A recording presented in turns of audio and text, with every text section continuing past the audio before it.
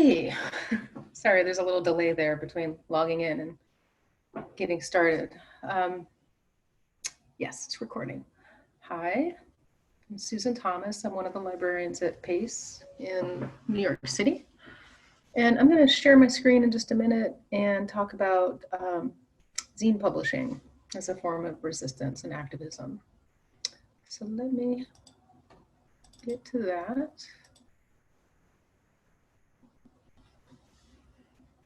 Okay. So I think you can see my screen and me a little bit, maybe, hopefully. Exploring the world of zine making and publishing as resistance. I love starting with an image of Audre Lorde. I actually have the zine that's depicted here. It's actually a little small compared to other zines. And just to give you an idea, it's really just handwriting and some drawings. It's really just the story of Audre Lorde's life in a little pamphlet form. And then we also have Gladys Bentley, who was a figure during the Harlem Renaissance and not as well known as she should be. Speaking of radical women working on the margins of society, let's talk about pamphlets for a little bit. Pamphlets date back to the beginning of the printing press, which was, I think, the early 1500s. And witches were a common subject of early pamphlets. Like pamphlets, zines are booklets. They have no real spine. It's just paper, typically stapled together. Whereas an actual book usually has a spine like this. So this is one big difference between booklets like pamphlets and zines and books. Pamphlets historically were inexpensive to produce, also like zines. Now in this example from 1643, we see pamphlet publishing as a form of resistance against a marginalized group rather than by such a group. Groups like wise women are seen as threats to the powers like church and state. And I'm pretty sure that this guy, John Hammond, was some kind of church leader who was probably terrified of women and, out to get the ones that he couldn't control. So he was doing these pamphlets. Now, in the US, some people say the first zine was the pamphlet Common Sense, which was published by Thomas Paine, but originally it was anonymously published in 1776. Again, it was a thin booklet, super cheap, maybe even free, and designed to get the word out. People who made pamphlets felt an urgent need to communicate.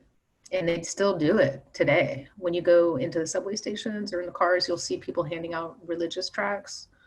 And those are pamphlets, really. They would never call them zines. A zine definitely has a connotation of youth culture, sort of counterculture. We'll talk more about that. Zines can be utterly serious, like a lot of pamphlets, but they can also be totally irreverent, as we'll see. Most people say zines started in the 1930s with the science fiction fanzines.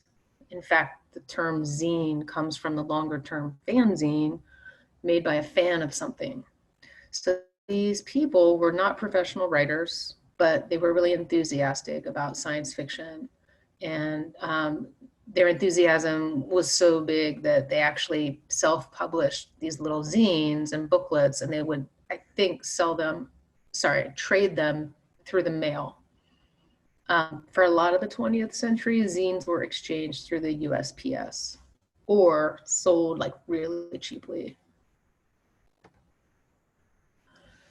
Between then and now, the 1930s and the terrible 2020, zine publishing has wildly grown and expanded, and its influences have expanded as well beyond the pamphlet influence, and I'll get to that. These days, one of the most popular types of zine is the per-zine, which is a personal zine, like a diary or a journal.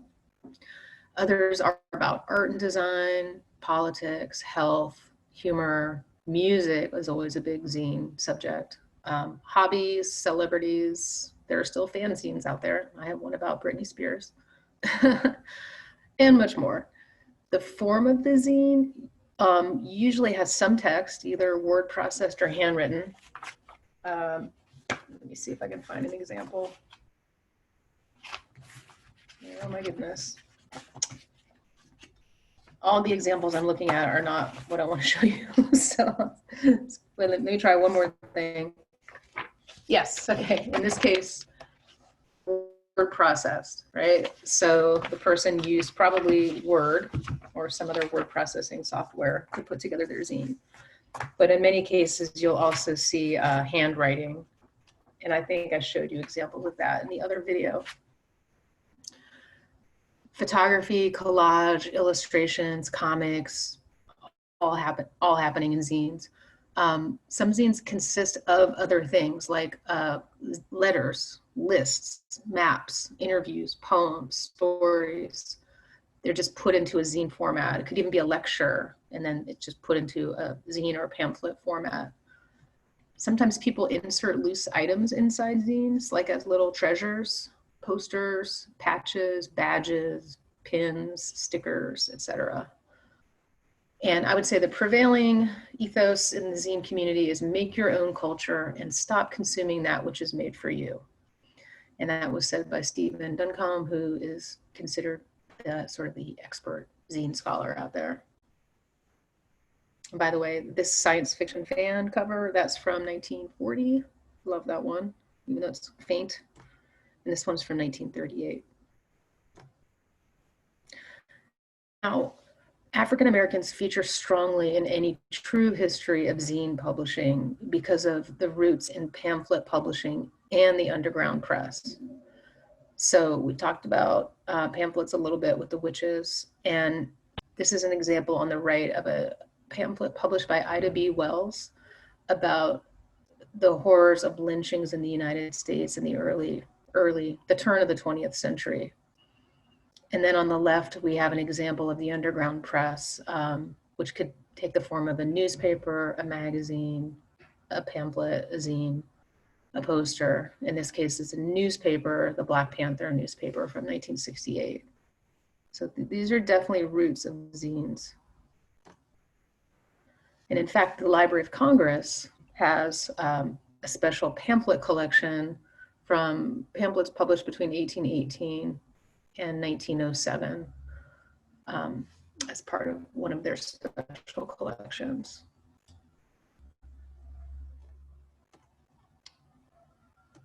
Sorry, I'm having a little trouble with my PowerPoint again. Okay, now going back to pamphlets, I might repeat some things just for emphasis. This is all about urgency. The difference between Ida B. Wells publishing 120 years ago and now, she couldn't self-publish the way that we know self-publishing to be. You can actually make a zine at home on your computer with your printer, or you can just go to Office Max or Staples or Kinko's if they still have them, and just work with somebody there and say, I need to make a bunch of copies of this, this zine that I made.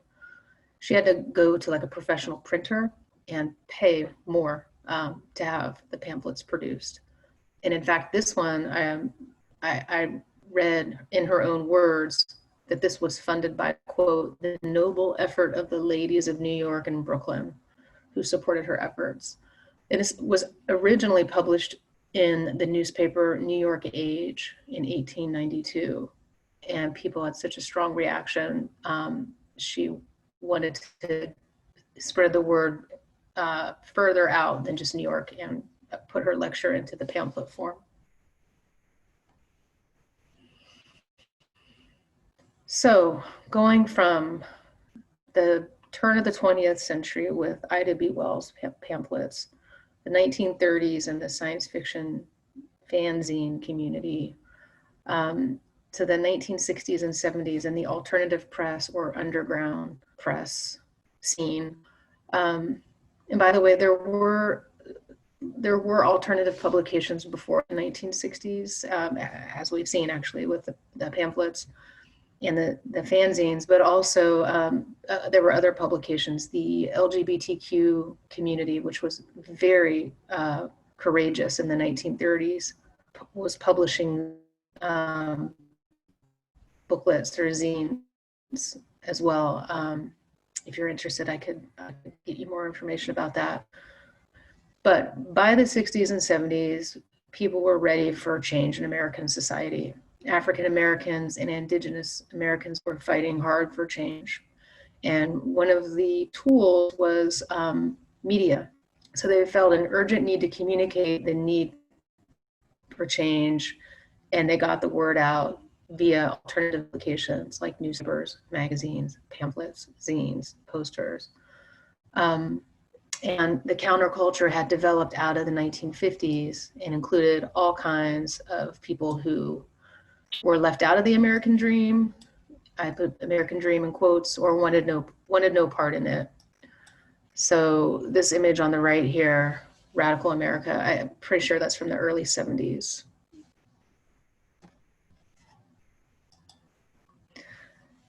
This is a pamphlet of a lecture by Angela Davis from her first course at UCLA in 1969. I found this on the Internet Archive, which is a great online resource for digitized historical documents. And she probably didn't put this together herself, but probably one of the students did, I'm gonna guess. And here are more images of the Black Panther newspaper, which was published from 1968 to 1973 and freely distributed mainly in urban centers. Outside the US, underground publishing was happening. In some cases, the stakes were even higher as far as arrest and incarceration just for publishing. In the USSR, the publications were given the term samizdat, and this is a poster for an exhibition of samizdat a few years ago in Chicago. And I just wanted to give a little perspective beyond the United States about, underground publishing and how dangerous it can actually be. When we get to the 70s, many people will say that there was a lot of, what's the word I'm looking for? Just disappointment, disillusionment about social change. Hadn't really come in the way that people wanted it to, and young people were living different types of lives than they had like in the 50s and the early 60s. The influence of the late 60s was big, and we see youth culture in music and fashion, for example. Glam rock in the early 70s, disco, punk rock, new wave, later hip hop, rap, alternative music. These are big communities, and there were a lot of African Americans participating in them. You just might not know it from some of the histories of punk that you might have seen. These are images from zines from the 1970s, actually. Here's a fanzine from the early 80s featuring the singer for the punk band Bad Brains. Now, this image looks pretty similar as far as the sort of anger, passion, expression.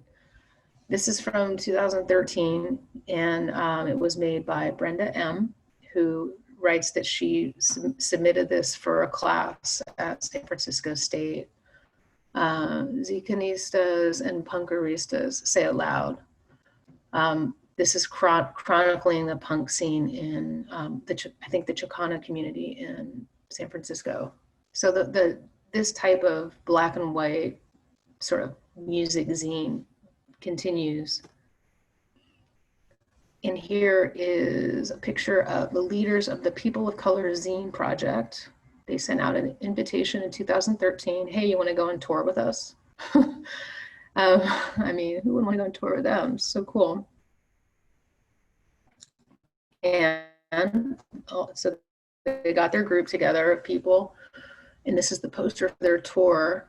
And they went to a bunch of college and university towns and sold their zines and gave lectures about people of color in the zine community.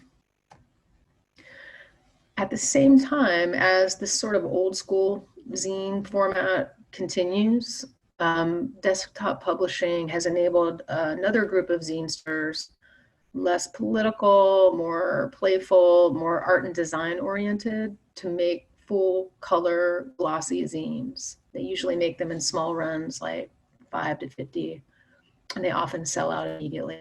I know because I follow a lot of communities, and it's like you find out about this cool zine and then it's just unavailable. I like this one called White Dude Zine with a Wonder Bread logo on the front there.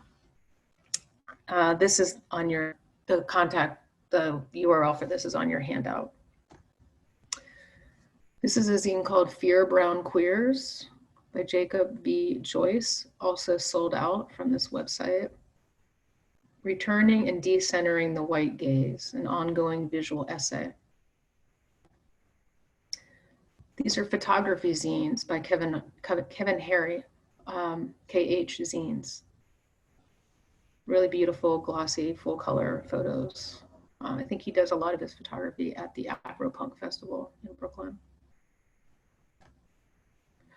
So any discussion of zine publishing must include mention of these indie magazines, because they are in the spirit of do-it-yourself zine publishing, but they have glossy pages, often very brilliant graphic design, and they usually cost more. But it's because they cost more to make, and they often don't have advertising. So, you have to pay for it. This one's called True Laurels. This is the first issue. Fashion designer Grace Wales Bonner from England regularly creates zines as part of her fashion practice. They illuminate her creative process and influences. And I just wanted to mention this because I really like her a lot. And her use of zines is unique. They're usually for sale alongside her fashions and boutiques, like Opening Ceremony, which closed recently, I think. And she's sort of brought together the zine community, the high fashion community, the art and design world. And she's making a really outstanding contribution. This is her first zine, Everything's for Real, and it was packaged in a bag. I mean, it almost looks like a child's journal or something that you would buy, the way that it's packaged like that. Latest classics. Very interesting design choices. This is a zine about Black male queerness, The God Within, Black Queerness Across the Diaspora, published by Diasporan Savant Press in Philadelphia. I wish I had this one to show you. I know I'm showing you a lot of covers and not insides, but I'll show a few at the end of this so you get more context. And just a couple slides about Zine Fests. I just love this drawing for the San Francisco Zine Fest a couple years ago. And this is a small zine fest at the New York Public Library, the Schoenberg Center for Research in Black Culture, a few years ago. Zines were for sale, and then there was a panel. It was really an academic conference by a group of young people who make zines. This is Maria Aaron Jones, founder of the ABQ Zine Fest. And she's tabling at the LA Zine Fest. I wanted to show an image of someone tabling, because you hear that a lot. Tabling means you made probably at least a couple different zines, and you signed up to participate at a Zine Fest. And now you're going to have your table and all your zines and whatever else you want to sell or trade. And now you're part of that Zine Fest and that community.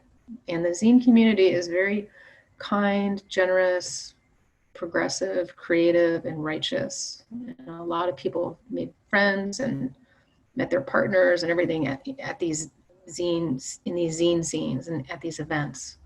This was in 2014.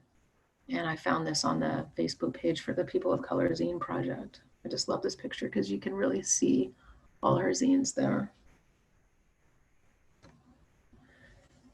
There's another zinester in Brooklyn, 2012, holding up her zine called Building Up Emotional Muscles, DJ Show Me Noise.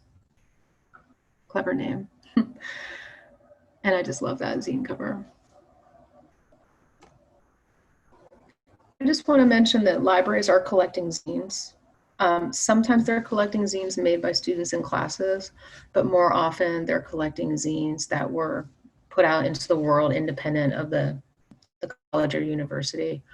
Usually the collection is fine-tuned to that community. This is the West Coast Zine collection at San Diego State University. And I'll let you read this later if you watch this recording or look at this PowerPoint file separately. I like their statement about their zine collection and the purpose of it. So you can get in touch with me if you'd like some support on your zine project. I'm totally available. Just shoot me an email. We can even do a Zoom tutorial.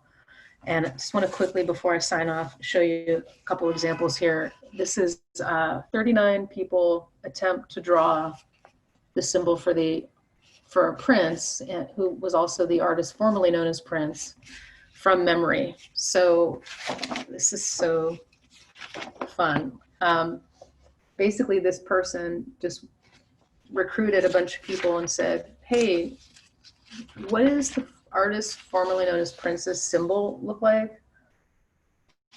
And asked them to just draw it from memory. And the whole zine just goes on like that. So what they did was they probably took all these drawings and scanned them and then and then pasted them into a Word document. Let's see, there's a little bit of color in this one. Interestingly, not purple, red.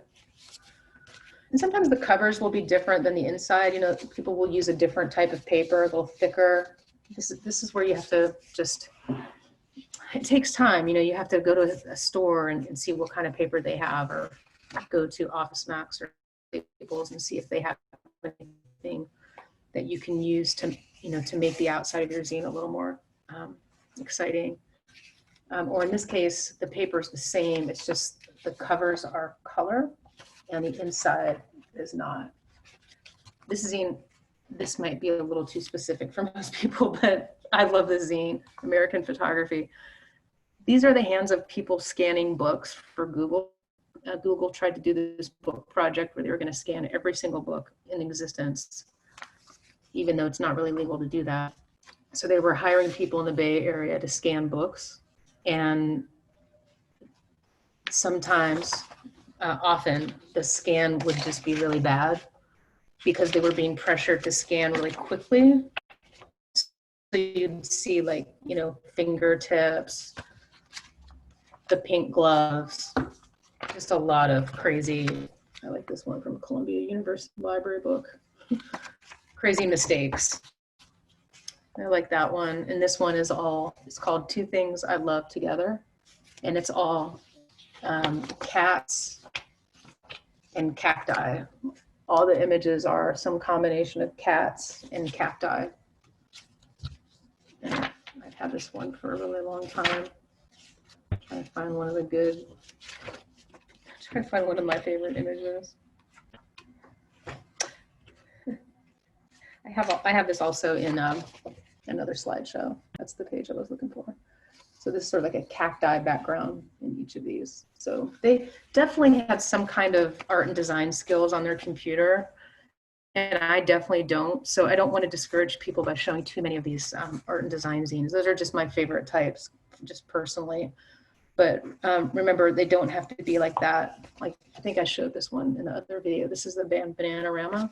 This is more of just a classic, word processed black and white. Maybe they found some images online and they pasted them in. So your zine can look like that. It can be whatever you want it to be. And I can help you if you have other questions. In fact, there's one more zine I wanted to show. Just as an example, this is just one piece of paper. And the other side is a small poster. So this is just a double-sided piece of paper. It's all about figuring out the folds and the pagination of it. So I hope that the resources that I've provided will help you with that. And I'm happy to try to help as well. Okay, good luck, you guys. Let me try to get into back into my Zoom here. Stop sharing. Okay. All right. Good luck. Oh, and just by the way, just to contextualize a little bit more, here's Bananarama zine, and here's Bananarama 7-inch single with the band, the Fun Boy 3. This is a British single from the 1980s because the connection between music and zines is really strong.